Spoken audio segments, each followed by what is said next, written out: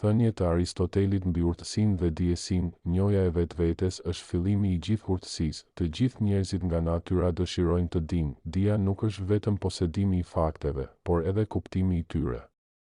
Thënie mbi edukimin dhe mësimin, rrënjët e edukimit janë të hidhura, por frutat janë të ëmbla. Të edukosh mendjen pa edukuar zemrën nuk është as pak edukim. Edukimi është arma më e fuqishme që mund të përdorësh për të ndryshuar botën, thënie. Mbi virtytin dhe karakterin, ne jemi ajo që bëjmë në mënyrë të përsëritur. Ekselenca, pra, nuk është një akt, por një zakon. Virtyti qëndron në mes të dy ekstremeve. Kush nuk mund të jetë i mirë me të tjerët, nuk mund të jetë i mirë me veten. Thënie mbi miqsinë dhe dashurinë. Miqësia është një shpirt që banon në dy trupa. Dashuria përbëhet nga një shpirt i vetëm që banon në dy trupa.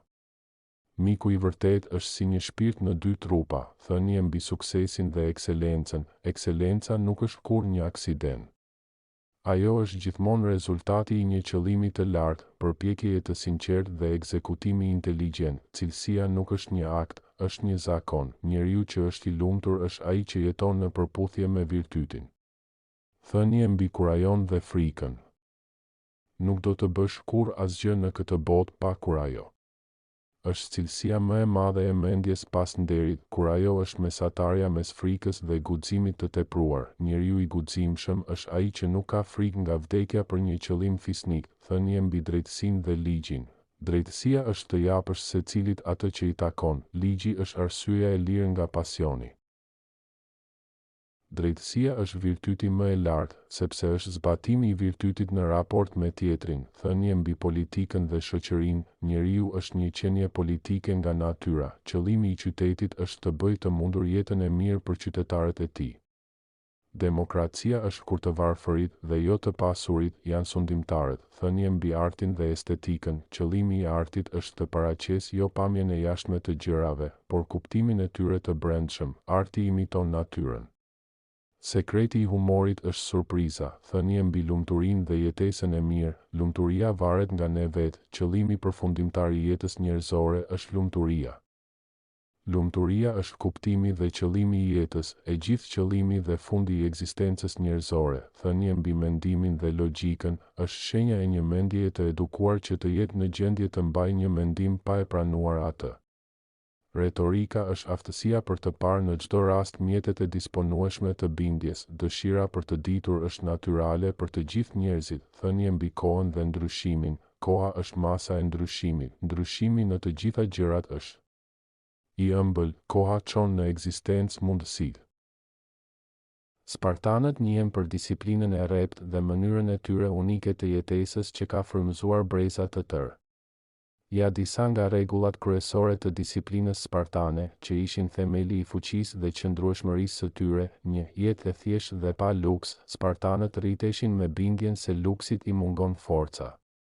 Jetonin në kushte të ashpra për të mësuar durim, vetkontroll dhe përballje me çdo sfidë. 2.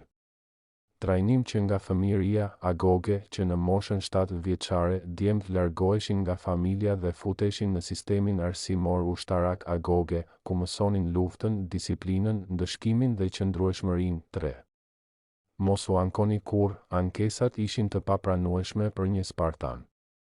Ata mësoheshin të përballonin dhimbjen, urinë, të ftohtin dhe plagët pa u ankuar. 4. Vdis për nderin. Për një spartan, të vdisje në betejë ishte nderi më i madh. Ata besonin se është më mirë të vdesësh me nder sesa të jetosh me turp. 5. Bindje absolute ndaj ligjeve dhe autoritetit. Spartanët i përmbaheshin rregullave të shtetit dhe urdhrave të mbretit apo udhëheqësve ushtarak pa kundërshtim. 6. Ushtrim fizik dhe mental çdo ditë. Disiplina fizike përfshinte stërvitje ekstreme, por edhe trajnime për mendjen, strategji lufte, vendimmarrje dhe kontroll emocional. 7. Vlerësimi i heshtjes. Flisnin pak, vetëm kur ishte e nevojshme. Të flasësh pak, por me kuptim, ishte shenjë mençurie. 8. Ushqimi pakët, por me mas. Ushqimi merrej vetëm për të mbijetuar dhe jo për kënaqësi. ata mësoheshin të hanin pak, madje dhe të vidhnin për të mbjetuar, por nëse kapeshin, ndëshkoheshin jo për vjedhjen, por për faktin që u kapën. Këto rregulla nuk kishin si qëllim vetëm përgatitjen për luftë, por ndërtimin e karakterit, trimërisë dhe forcës shpirtërore që bënte çdo spartan të frikshëm dhe të pakompromis. 8 rregulla spartane për disiplinën e jetës moderne. 1. Mos u anko, vepro, spartanët nuk qanin hallin, ata gjenin zgjidhje. Sot, kur jeta bëhet e vështirë, mos u dorëzo në fjalë, por ndërto zgjidhjen me veprime. 2. Bëhu i rrept me veten, vetdisiplina është fuqi. Zgjohu herët, stërvitu, puno fort, mbaje fjalën tënde. Nuk ka sukses pa sakrificë. 3. Kontrollo emocionet, jo emocionet ty. Spartani nuk vepron nga frika apo zemërimi. Merr frym, mendo, pastaj vepro. Mbaje mend, ai që kontrollon veten, kontrollon botën. 4. Mos u kënaq me pak. Spartanët jetonin me pak për të dëshmuar forcën e tyre. Edhe ti mos e kërko komoditetin, sfido veten, kërko më shumë nga vetja. 5. Nderi mbi gjithçka, mos bëj kompromise me vlerat e tua. Jeto me nder, thuaj të vërtetën, qëndroj i drejt edhe kur askush nuk po shikon. 6. Stërvit trupin dhe mendjen çdo ditë, ushtrimet fizike forcojnë trupin, leximi dhe përqendrimi forcojnë mendjen. Një luftëtar modern është i fortë në të dyja. 7. Hesht kur nuk e çfarë të thuash, spartanët flisnin pak, por fuqishëm. Fjalët kanë peshë, përdori ato për të ndërtuar, jo për të shpërdoruar. 8. Bëhu i përgatitur për çdo betejë të jetës, jeta është arenë.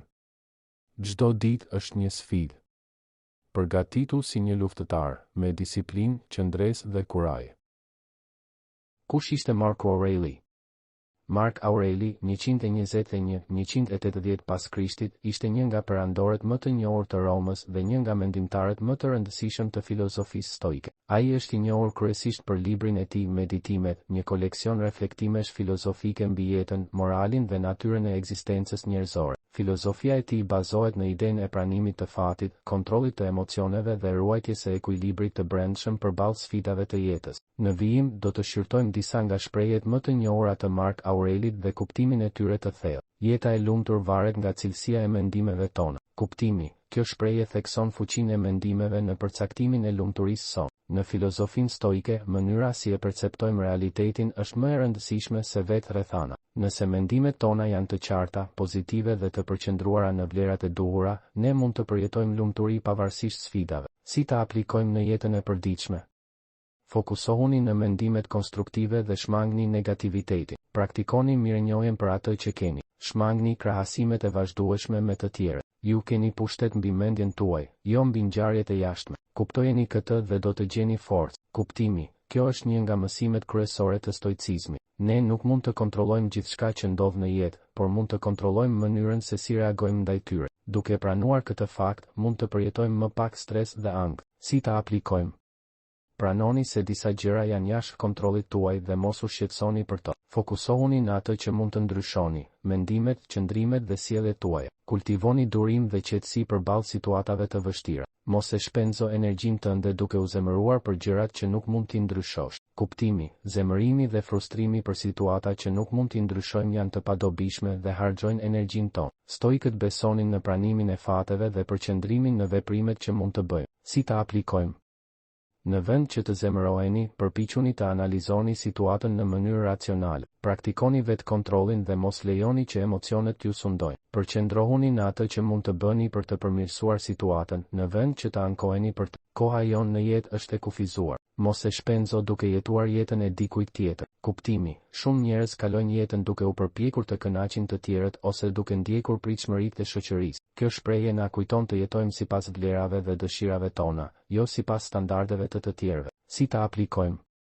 Identifikoni prioritetet tuaja të vërteta dhe veproni sipas tyre. Mos kini frikë të ndiqni pasionet tuaja edhe nëse të tjerët nuk i kuptojnë. Jini të vetëdijshëm për kohën që kalon dhe përdoreni atë me mençuri. Kur të zgjoheni në mëngjes, mendoni për privilegjin që keni për të qenë gjallë, për të marrë frymë, për të menduar, për të dashur. Kuptimi: kjo shprehje është një nxitje për të praktikuar mirënjohje. Në vend që të përqendrohemi në atë që na mungon, duhet të vlerësojmë çdo ditë si një dhuratë. Si ta aplikojmë?